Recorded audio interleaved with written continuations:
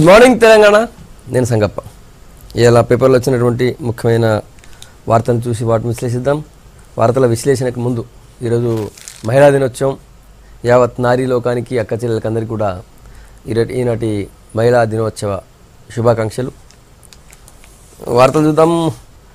ముందు వెలుగు చూస్తే, వెలుగు టీఆర్ఎస్ ఆల్రెడీ లోక్సభ ఎన్నికల కోసం ప్రిపరేషన్ స్టార్ట్ చేసింది. సన్నాహక సమావేశాలు కూడా అయితేనే ఇప్పటికే 3 జిల్లాలు అయిపోయినాయి. అయితే దీనికి సంబంధించి ఒకవైపు కేటీఆర్ ఫీల్డ్లో తిరుగుతుంటే, కేసీఆర్ మొత్తం ఎలక్షన్ ఎట్లా మానిటర్ చేయాలి, ఏ విధంగా ఎన్నికలకి క్యాడర్ని రెడీ చేయాలని దాని మీద వ్యూహం చేస్తున్నారు. దానికి సంబంధించి సీఎం కేసీఆర్ తన క్యాడర్కి, తన పార్టీకి దిశానిర్దేశం చేశారు. ఆ వార్తకు సంబంధించినటువంటి దానికి సంబంధించిన వార్తని స్పెషల్ స్టోరీగా పబ్లిష్ చేసింది వెలుగు. గెట్ రెడీ అన్న బ్యానర్తో దాన్ని తీసుకుంది. 3 అంతుల ఓట్లు మనకే రావాలి, ఒక్కో నియోజకవర్గంలో 4 లక్షల మెజార్టీ దాటాలి అని చెప్పి సీఎం కేసీఆర్ అనుకుంటున్నారు. మంత్రులకు సీఎం కేసీఆర్ టార్గెట్. షెడ్యూల్ వస్తుంది, ఇక ప్రజల్లోనే ఉండండి, బూత్ల వారీగా ప్లాన్ రూపొందించుకోండి, ప్రతి 100 మంది ఓటర్లకు ఒక ఇన్ఛార్జి, ఊళ్ళు పట్టణాల్లో ఇంటింటి ప్రచారం, ఒక్కో ఇంటికి 3 సార్లు వెళ్లేలా వ్యూహం, ప్రచారాన్ని రోజువారీగా పర్యవేక్షించనున్న కేటీఆర్. అది టీఆర్ఎస్ సంబంధించి లోక్సభ ఎన్నికల సన్నాహం. నెక్స్ట్, నిన్న వరంగల్ భువనగిరిలో కేటీఆర్ సభలు జరిగాయి. లోక్సభ సన్నాహక సమావేశాలు. యాచించి కాదు, శాసించి మనం సాధించుకుందాం కేంద్ర ప్రభుత్వం నుంచి రావాల్సినటువంటి నిధుల్ని, అందుకే మాకు 16 సీట్లు ఇవ్వండి అని చెప్పి అడిగారు మళ్ళీ నిన్న కేటీఆర్. అదే పాయింట్ని వెలుగు హైలైట్ చేసింది. ఆ తర్వాత ఈ ఏపీలో ఉన్నటువంటి ప్రజల వ్యక్తిగత డాటా చోరీకి సంబంధించి ఐటీ గ్రిడ్ అనే కంపెనీ చేస్తున్న దాని మీద ఎంక్వైరీకి సంబంధించి తెలంగాణ రాష్ట్ర ప్రభుత్వం ఇప్పటికే సిట్ వేసింది. సిట్ని నిర్వర్తిస్తున్నటువంటి ఐజీ స్టీఫెన్ రవీంద్ర నిన్న ప్రెస్ మీట్ పెట్టారు. తెలంగాణ డేటా కూడా చోరీ అయిందని చెప్పి ఆయన చెప్పారు. తెలంగాణ డేటా టీడీపీ యాప్లో ఉందని చెప్పారు. ఐటీ గ్రిడ్ కేసులో కీలక ఆధారాలు రాబట్టాం, అశోక్ అమెరికాలో ఉన్న, అమరావతిలో ఉన్న పట్టుకుంటాం, సేవామిత్ర యాప్ నుంచి డేటా డిలీట్ చేశారని చెప్పి ఆయన చెప్పారు. తర్వాత ఇదే అంశం పైన, ఇది 2 రాష్ట్రాల పంచాయతీ కాదు, ఇక్కడ క్రైమ్ జరిగింది కాబట్టి కేసు ఇక్కడ పెట్టారని చెప్పి మంత్రి తలసాని శ్రీనివాస్ యాదవ్ మాట్లాడారు. డేటా చోరీపై ఏపీలో 2 సెట్లు వేశారు, బెదిరిస్తే భయపడమని చెప్పి నిన్న చంద్రబాబు నాయుడు అన్నారు. అక్కడ కూడా సిట్ వేశారు, 2 సిట్లు వేశారు. తెలంగాణ గవర్నమెంట్ బెదిరిస్తే మేము భయపడేది లేదని చెప్పి ఆయన అన్నారు. ఆ పాయింట్ కూడా ఒకటి ఉంది. తర్వాత బీజేపీకి సంబంధించి 5 సీట్లు వచ్చినా చాలు అన్నటువంటి బ్యానర్తో ఒక స్టోరీ తీసుకుంది. 2 రాష్ట్రాల్లో బీజేపీ టార్గెట్, అన్నిట్లో పోటీ, కొన్నిటిపైనే దృష్టి, రాష్ట్రంలో 6 సీట్లపైన సర్వశక్తులు అంటూ న్యూస్ పబ్లిష్ చేసింది. తర్వాత నిన్న ప్రధానమంత్రి నరేంద్ర మోడీ 20 రూపాయల నాణ్యంని రిలీజ్ చేశారు. ఇప్పటివరకు 10, 5, 2, 1 నాణ్యాల ఉన్నటువంటి నాణ్యాలకు సంబంధించి కొత్త సిరీస్ కూడా వచ్చింది. 20 రూపాయల కాయిన్ ఏమో కొత్తగా వచ్చింది. నెక్స్ట్ ఈనాడు చూద్దాం. ఈనాడు గోళీల తారుమారు, నాంపల్లి పట్టణ ఆరోగ్య కేంద్రంలో సిబ్బంది నిర్లక్ష్యం అంటూ నిన్న 32 మంది చిన్నారులు నాంపల్లిలో ఉన్నటువంటి అర్బన్ హెల్త్ సెంటర్లో ఉన్నటువంటి సిబ్బంది చేసినటువంటి నిర్లక్ష్యం, వాళ్ళు చేసినటువంటి పొరపాటు వల్ల ఒక చిన్నారి చనిపోయాడు. 32 మంది చిన్నారులకు తీవ్ర అస్వస్థత అయింది. ఆ పాయింట్ని హైలైట్ చేసింది.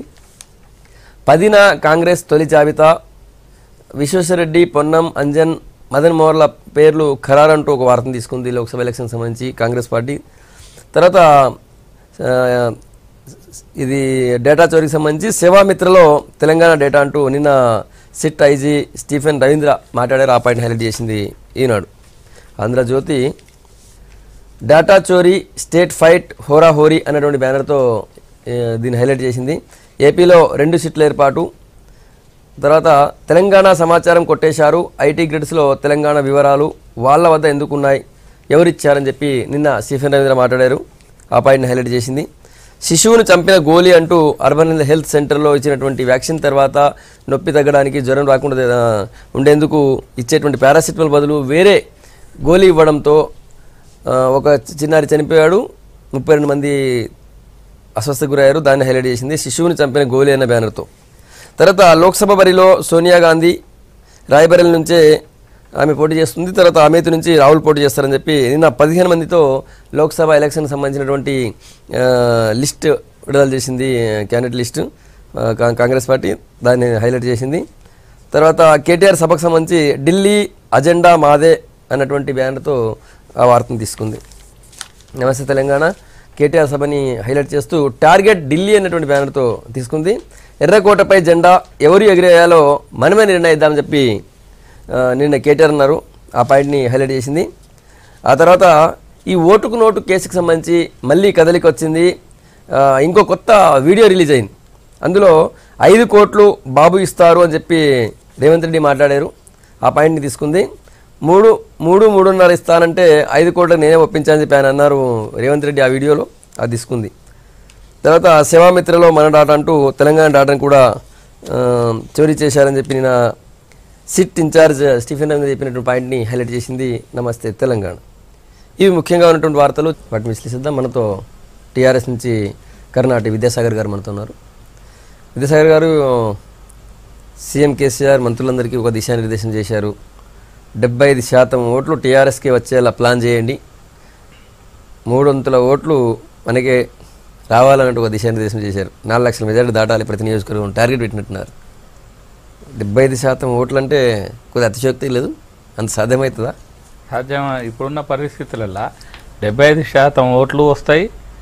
ఈ రాష్ట్రంలో టీఆర్ఎస్ పార్టీకి 16 సీట్లు వస్తాయి, పార్లమెంట్ సీట్లు. 1 సీటు మా మిత్రపక్షమైన ఎంఐఎంకి వస్తుంది. ఎందుకంటే ప్రజలు ఆ దిశగానే ఆలోచిస్తున్నారు. ఈరోజు తెలంగాణ రాష్ట్రం అభివృద్ధి సంక్షేమ పథకాల్లో ముందుకు పోతుంది. ఇదే నడవడిక రేపొద్దునే పార్లమెంట్ ఎన్నికలలో కూడా మనం 16 స్థానాలు మనం గెలిస్తే ఢిల్లీలో కూడా అంటే గతంలో ఉన్న పరిస్థితులకు ఇప్పటికీ చాలా భిన్నంగా ఉంది. గతంలో మోడీ గారు ఏదో చేస్తారు అని చెప్పేసి ప్రజలంతా దీవించిన తర్వాత అతను ఏమీ చేయలేకపోయాడు. ఈరోజు ఫెడరల్ స్ఫూర్తికి విరుద్ధంగా పనిచేస్తున్నది కనబడుతుంది. కాబట్టి ఎట్టి పరిస్థితులల్లో చక్రం కూడా ఢిల్లీలో కూడా చక్రం తిప్పేది కేసీఆర్ గారే. ఇక్కడ కూడా 16 సీట్లకు 16 సీట్లు. అలా పోటీ చేసి క్యాండిడేట్లు కూడా లేరు. కాంగ్రెస్ పార్టీకి పోటీ చేయడానికి ఎవరైతే మేము సిద్ధంగా ఉన్నాం, మేము పోటీ చేస్తామని చెప్పే నాయకుడు ఈ రాష్ట్రంలో లేరు. ఎందుకంటే ఈడ అభివృద్ధి సంక్షేమ కార్యక్రమాలు అయితే ఏ రకంగా అయితే జరుగుతున్నాయో ప్రజలంతా చూస్తున్నారు, దీవించడానికి సిద్ధంగా ఉన్నారు. అంటే మొన్నటి ఎన్నికల్లో 47% ఓట్లు వచ్చాయి. ఈసారి 1-2% ఎక్కువ ఎక్స్పెక్ట్ చేయొచ్చేమో. మరి 75% అంటే మొన్నటి ఎన్నికలతో పోలిస్తే ఎంత ఎక్కువ ఎట్లా వస్తాయి అనుకుంటున్నారు? అంటే వాళ్ళంతా డిమోరల్ అయిపోయారు అంటున్నారా మీరు ప్రతిపక్షాలను? ఇప్పుడు ప్రతిపక్షాలను వాళ్ళు కూడా ప్రజలు కూడా ఆలోచిస్తారు. ఈ ఒక ఎమ్మెల్యేనో ఓ ఎంపీనో గెలిపిస్తే ఏమొస్తుంది వీళ్ళతోటి?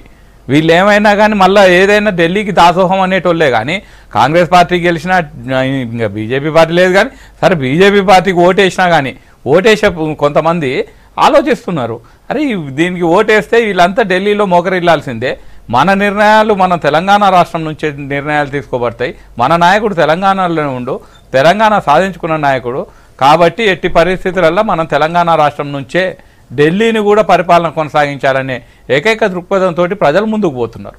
ఈరోజు పార్టీలుగా మేము చెప్పిన దానికంటే ప్రజల నుంచి వస్తున్న స్పందనే చాలా గొప్పగా ఉంది. గతంలో లాగా కాదు.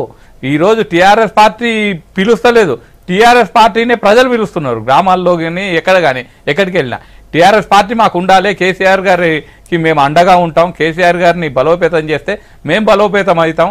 ఈ సంక్షేమ అభివృద్ధి కార్యక్రమాలు ఇక్కడ ఏవైతే ప్రవేశపెట్టినామో కేంద్రంలో అయితేంది, మిగతా రాష్ట్రాల్లో భారతదేశంలో ఉన్న 29 రాష్ట్రాల్లో మిగతా 28 రాష్ట్రాల్లో కూడా ప్రవేశపెట్టడానికి ప్రయత్నం చేస్తున్నారు. అది కాంగ్రెస్ గవర్నమెంట్ కానీ బీజేపీ గవర్నమెంట్ కానీ ఇంకా వేరే పార్టీ ఉన్నా సరే.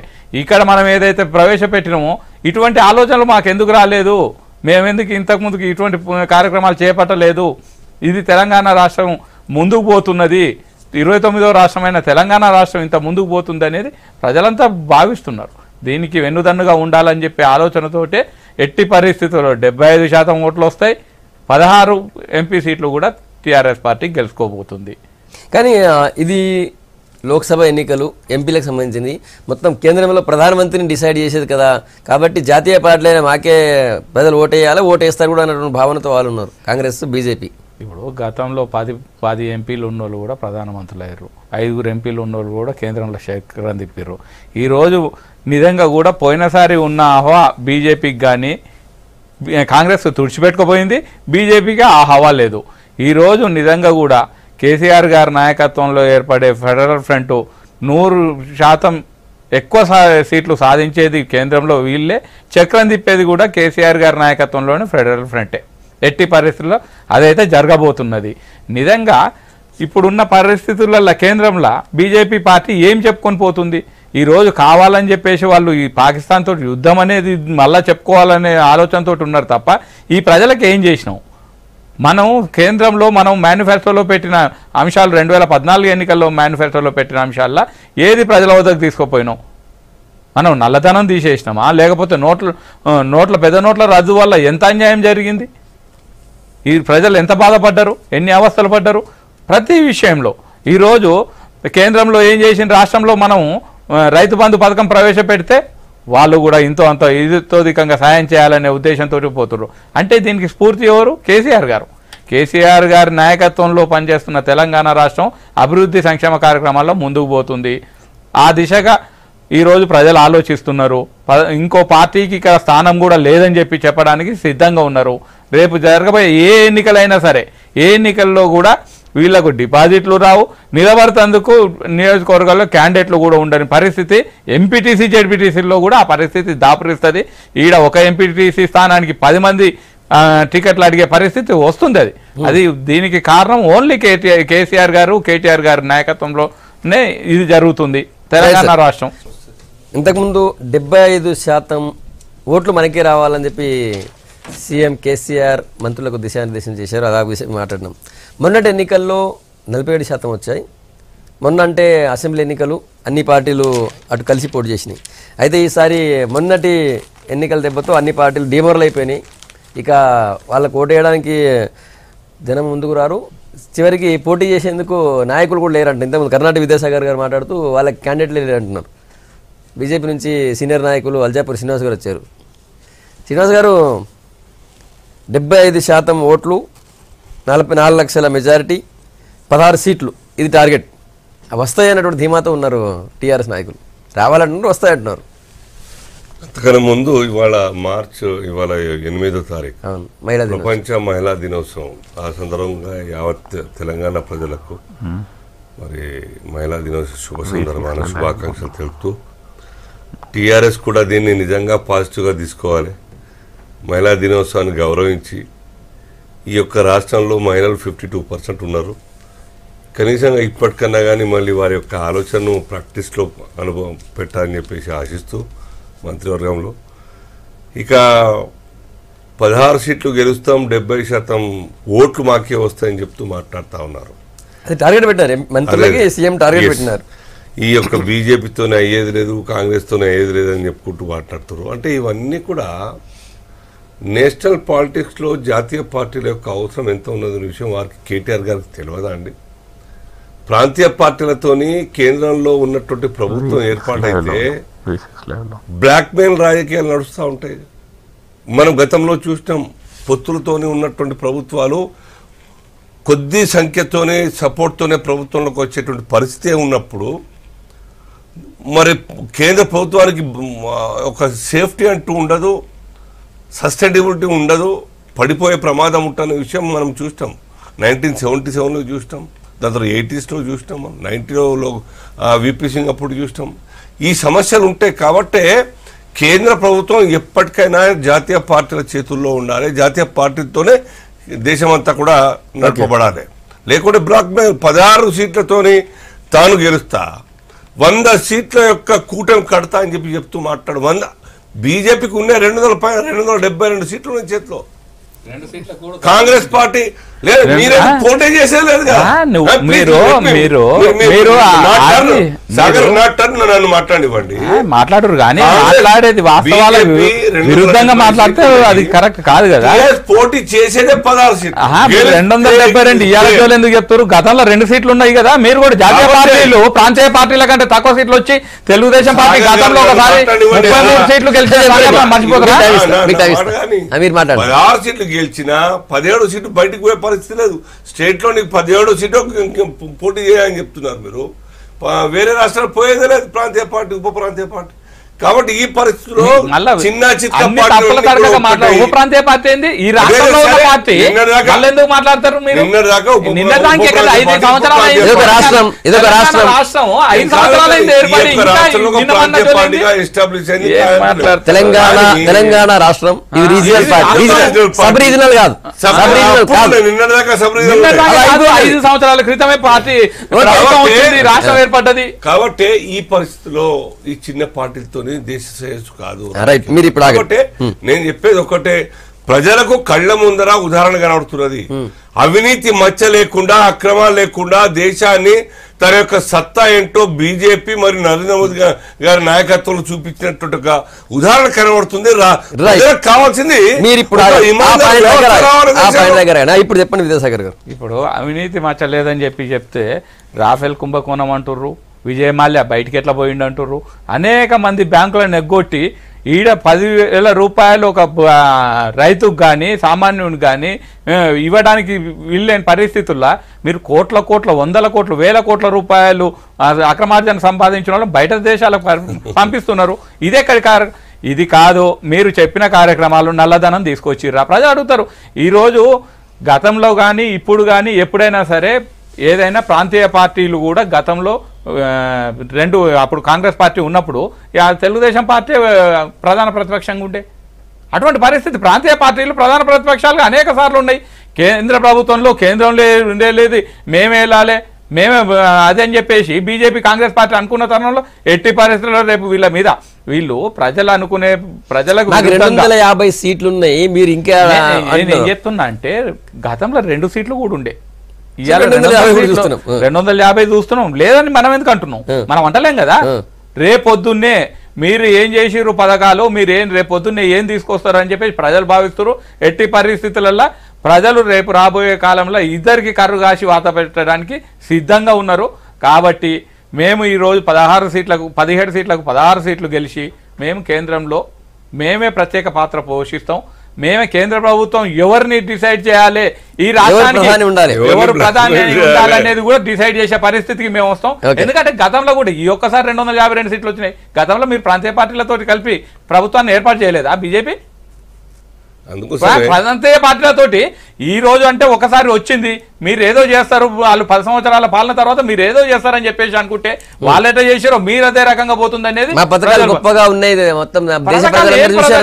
ఏం పథకాలు నేను చెప్పినా కదా. ఇప్పుడు అంటే కోట్ల రూపాయల ఎగవేతదారులను పక్క దేశాలకు పంపించడం గొప్పతనమా?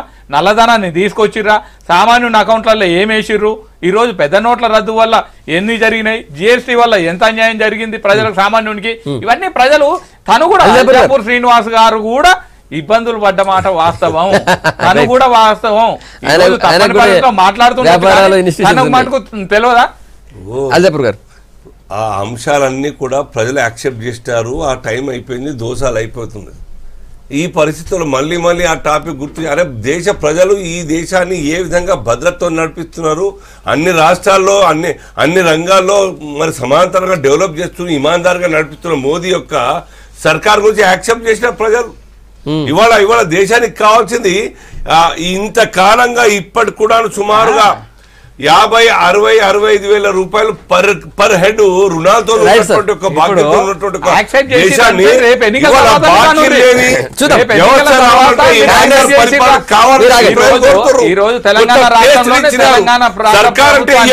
ఉండాలని చెప్పి ప్రజలంతా కూడా ఇవాళ మోదీని చూసి ఎన్నికల తర్వాత కాంగ్రెస్ మాజీ ఎంపీ మల్లు రవి గారు వచ్చారు. రవి గారు, సరే మొన్న 47% ఓట్లు సాధించినాం, ఈసారి 75% ఓట్లు సాధించాలని చెప్పి మంత్రులకు సీఎం కేసీఆర్ టార్గెట్ పెట్టారు. 4 లక్షల మెజార్టీ దాటాలంటున్నారు. సో ఖచ్చితంగా అప్పుడే మేము 47 వచ్చినప్పుడు ఇప్పుడు 75 వస్తాయంటున్నారు వాళ్ళైతే.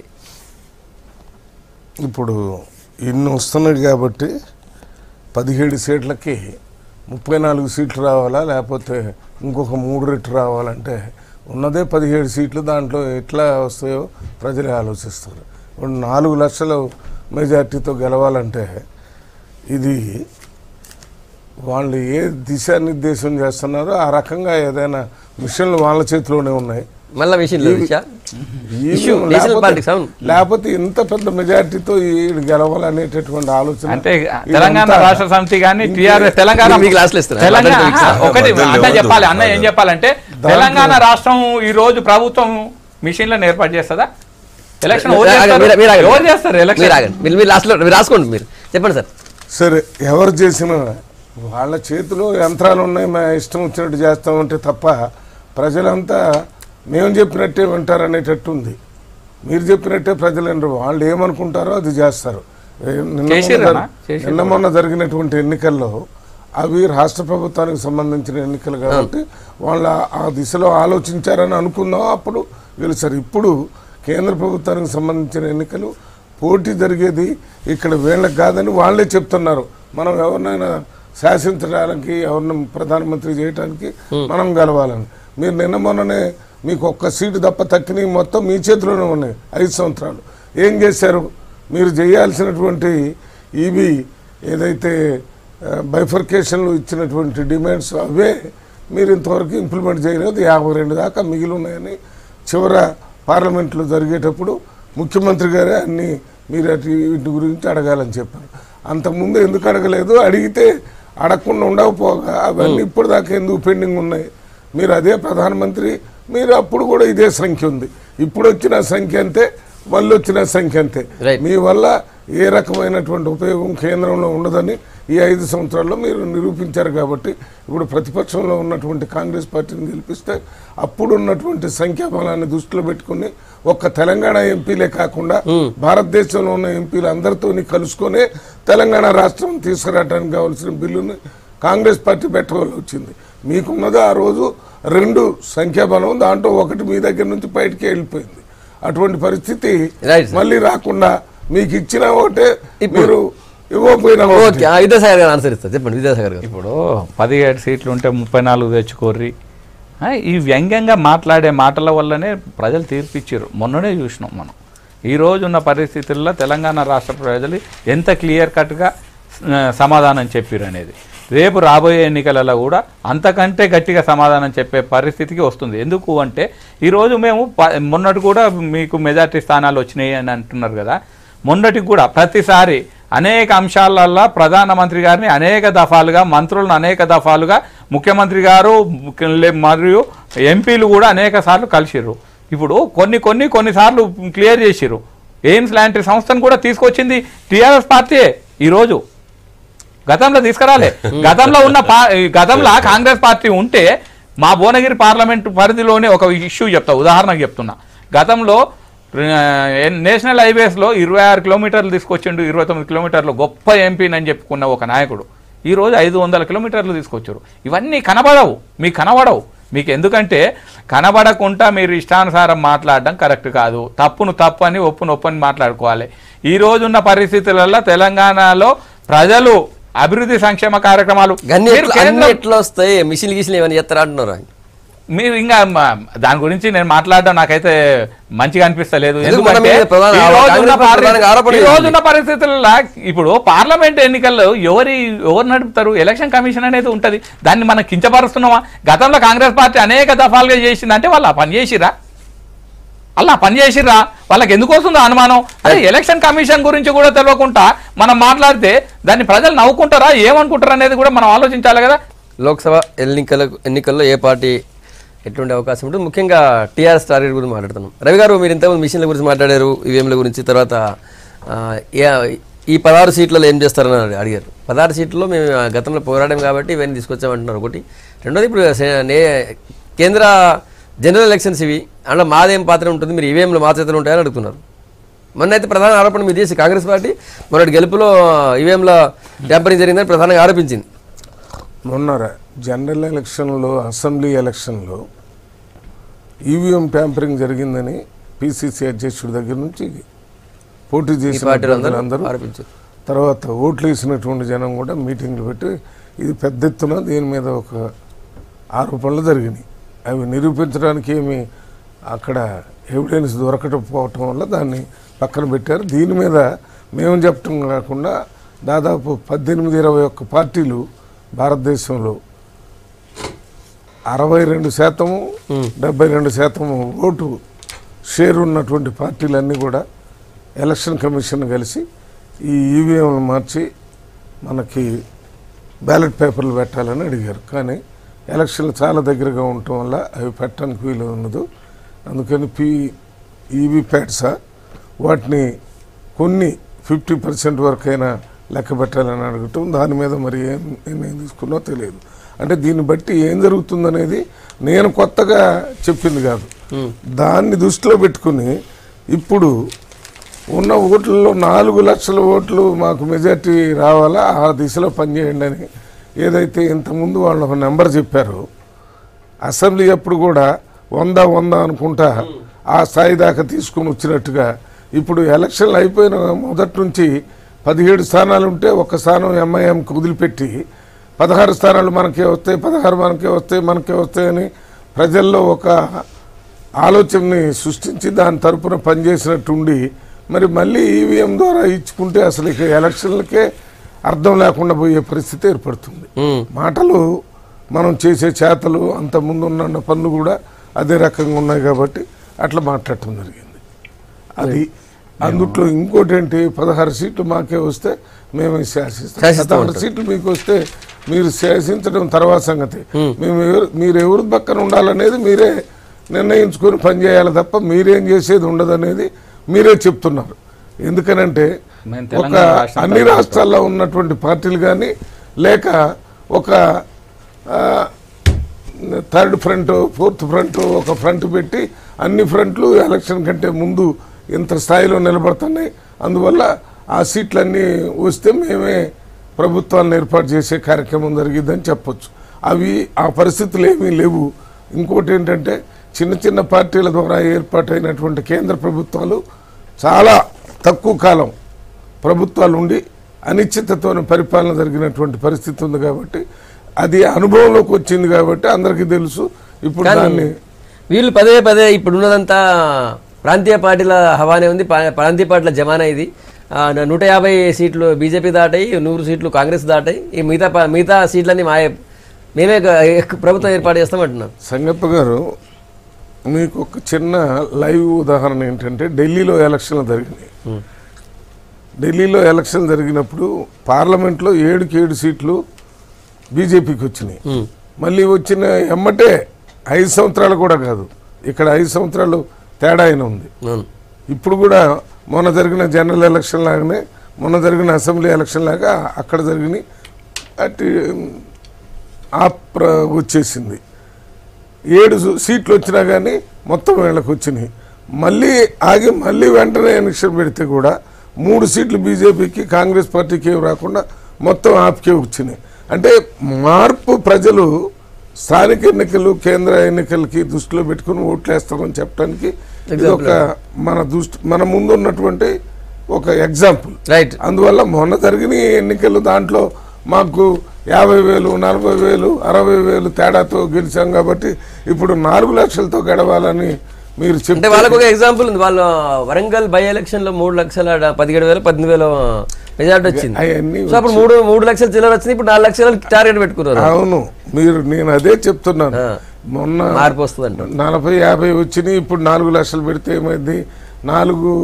7 అసెంబ్లీలు కదా, అటన్నీ కూడితే ఇన్ని వస్తాయి అనేది మాట్లాడితే అక్కడ కూడా కూడాలి కదా. 7 పార్లమెంట్లో పార్టీకి మళ్ళీ ఎందుకు అసెంబ్లీలో సీట్లు రాలేదు? అల్జాపూర్ గారు, రాష్ట్ర రాజకీయాలు వేరు, కేంద్ర రాజకీయాలు వేరు. కేసీఆర్ గారు ఎంత ఆలోచించినా కేంద్రం చేసేది ఏం లేదు. సంగప్ప గారు, ఇప్పుడు చిన్న పార్టీ పోయి 16 సీట్లు గెలిచే సమస్య లేదు, ఆ పరిస్థితి లేదు. ఇక్కడ ప్రజలకు అర్థమైపోయింది ఈ యొక్క రాష్ట్ర రాజకీయాలకు కేంద్ర రాజకీయాలకు తేడా ఉంటుంది. కేంద్రంలో ఉండాల్సింది జాతీయ పార్టీ, దేశాన్ని నడిపించే ఒక పార్టీ అధికారం రాగల శక్తి, అంత నంబర్, పోటీ చేసే నంబర్, గెలిచే నంబర్ ఎవరికి ఉంటుందని ఆలోచిస్తారు. చిన్న పార్టీలు చేస్తే మళ్ళీ అదే సమస్య వస్తుంది. కాబట్టి కేసీఆర్ గారి ఆలోచన ప్రజల ఆలోచనకు బాగా భిన్నంగా ఉంటుంది. ఇవాళ మైండ్ గేమ్ ఆడుతున్నారు కేసీఆర్ గారు. ఏంది, ఈ యొక్క రాష్ట్రంలో మేం తప్ప వేరే ఉండకూడదు, వేరే పార్టీలు మొత్తంగా భూస్థాపితం చెయ్యాలి, కాబట్టి మీరు ఎవరికి ఓటు వేసినా వేస్టే, గెలిచేది మేమే, అటు వేసే వాళ్ళు కూడా మాకు వేయండి అని ఒక మెంటల్ ప్రిపరేషన్ మైండ్ గేమ్ ఇంకేం లేదు. కానీ అది సాధ్యం కాదు. ప్రతిపక్షం ఉండొద్దు, అందరూ చేస్తారు. మీరు కాంగ్రెస్ ముక్త భారత్ అంటారు కదా, దేశ హితం కోసం ఇక్కడ దేశ హితం అయితే వాళ్ళది రాష్ట్రం. టీఆర్ఎస్ 16 సీట్లు గెలిచి దేశ రాజకీయాలు ఏం చేస్తాయి? విద్యాసాగర్ గారు, ఇప్పుడు వీళ్ళు జాతీయ పార్టీలు అని చెప్పుకుంటున్నారు కదా, మొత్తం పార్లమెంటు స్థానాలకు పోటీ చేయొచ్చు కదా వీళ్ళ పార్టీ నుంచే.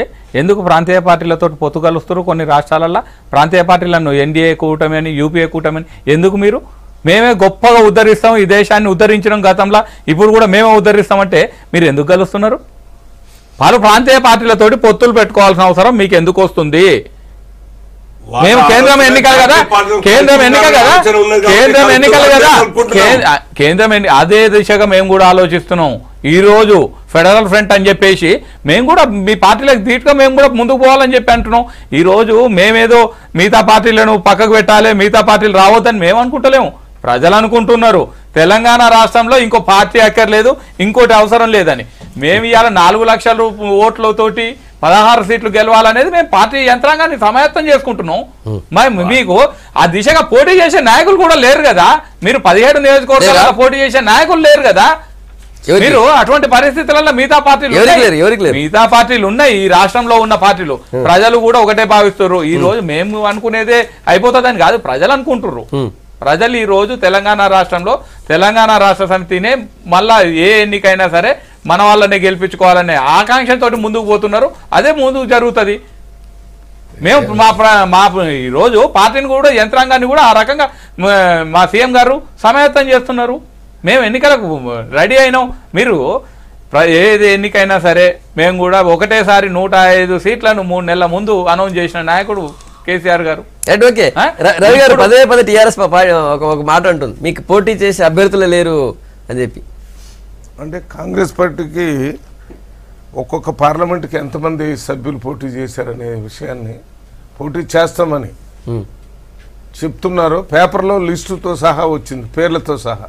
మరి లేవు అని చెప్తే కొన్ని నియోజకవర్గాలకు ఎవరు అభ్యర్థులు అప్లికేషన్ పెట్టుకోలేదు. మొన్న మీ గాంధీ భవన్ జరిగిన మీటింగ్లోనే వాళ్ళు చెప్పేది అన్నీ ఉన్నాయి. ఎవరు అప్లికేషన్ పెట్టుకోరు, ఎవరు పెట్టుకోవటం లేదనేది కాదు. కాంగ్రెస్ పార్టీ ఎన్నికల్లో పోటీ చేస్తే గెలుస్తాం, ఓడిపోతాం అని భయపడి పోటీ చేయకుండా ఉండేటటువంటి వ్యాపార సంస్థ కాదు ఇది, రాజకీయ సంస్థ. వ్యాపార సంస్థలో ఏంటంటే లాభం వస్తుందా రాదా అని 1కి 10 సార్లు లెక్కలేసుకుని చేయాలా లేదా అనుకుంటూ కూర్చుంటారు. కాంగ్రెస్ పార్టీలో ఎప్పటికీ కూడా ఆ ఆలోచన ఉండబట్టే 130 సంవత్సరాల నుంచి కాంగ్రెస్ పార్టీ ఉంది.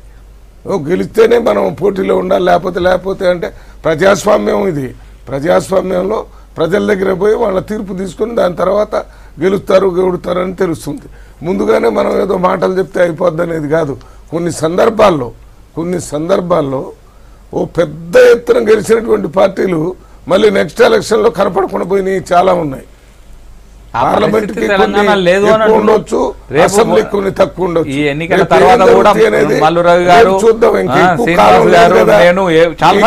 నీకేముందని చెప్పుకోవటం చాలా మంది అలవాటు అయిపోయింది. అది మీరు తుఫాన్ వచ్చే ప్రాంతంలో నిలబడి నేను చెప్తేనే తుఫాన్ వస్తుంది, లే అంటే లేస్తుంది, కూర్చుంటుంది అని కూర్చోదు. ఒట్టి టైంలో మీరు పోతే ఇప్పుడు తెలిసింది. ఆ రకంగా మాట్లాడేది కాంగ్రెస్ పార్టీ. మేము ఇప్పుడు తెలిసింది కదా. ఈ రోజు ప్రజలు ఆ దిశగా ఆలోచిస్తున్న తర్వాత ప్రజల ఆలోచనకు అనుగుణంగా పోవాల్సిన సమయం ఉంటుందా? మీరు ప్రజల ఆలోచనకు వ్యతిరేకంగా పోతున్నారు. మీరు మొన్న కూడా మాట్లాడిర్రు, బీజేపీ పార్టీ తోటి పొత్తుంది, బీజేపీ పార్టీ తోటి 5 సీట్లు గెలిపియాలని ఉంది, ఇంకో 5 సీట్లు ఎక్కువ, ఇంకొకరైతే ఇంకో 5 సీట్లు ఎక్కువ గెలిపియాలని ఉంది. ఏం చేసారు ప్రజలు? మేము చెప్పింది బీజేపీ పార్టీతో రహస్య ఒప్పందం ఉంది. ఎన్నికల్లో వ్యతిరేకం చేసినట్టు మాట్లాడి ఎన్నికలు అయిపోయిన వెంటనే మీరు కేంద్రంలో సపోర్ట్ చేస్తారని చెప్పాం. అదే ఇప్పుడు కూడా జరుగుతుందని చెప్తున్నాం. దీంట్లో మీరు ఇప్పుడు దానికి కట్టుబడి ఉన్నారు. ఇప్పుడు కూడా అదే కనపడి ఇప్పుడు చెప్పేది ఏముంది? ఏముంటుంది?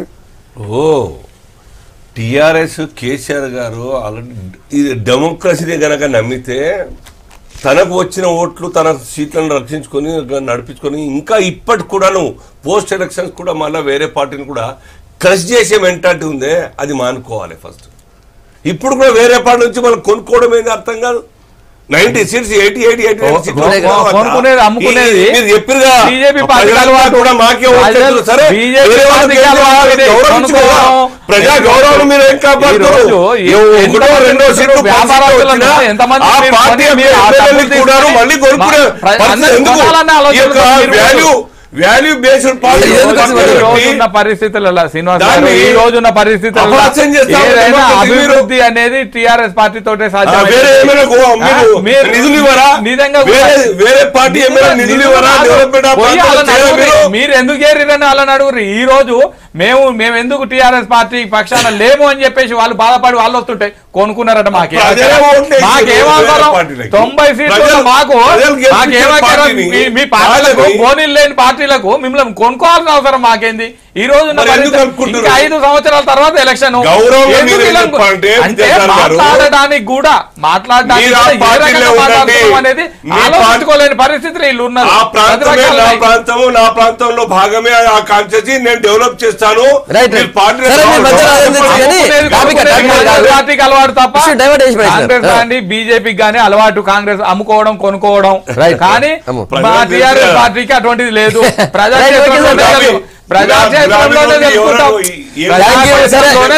ఇప్పుడు లోక్సభ గురించి మాట్లాడుతున్నాం. చూద్దాం ఏం జరుగుతుంది. ఇంకా త్వరలోనే ఈ వీక్ ఈ 5-6 రోజుల్లోనే నోటిఫికేషన్ వస్తుంది అంటున్నారు. మరి ఆ నోటిఫికేషన్లో తర్వాత ఎవరు ఎట్లా పోతారని చూద్దాం. థ్యాంక్ యూ కర్ణాటక విద్యాసాగర్ గారు, తర్వాత అల్జాపూర్ శ్రీనివాస్ గారు, మల్లు రవి గారు. గుడ్ మార్నింగ్ తెలంగాణలో మీ అభిప్రాయాలు చెప్పినందుకు. మళ్ళీ రేపు పొద్దుగల కలుద్దాం. Stay tune.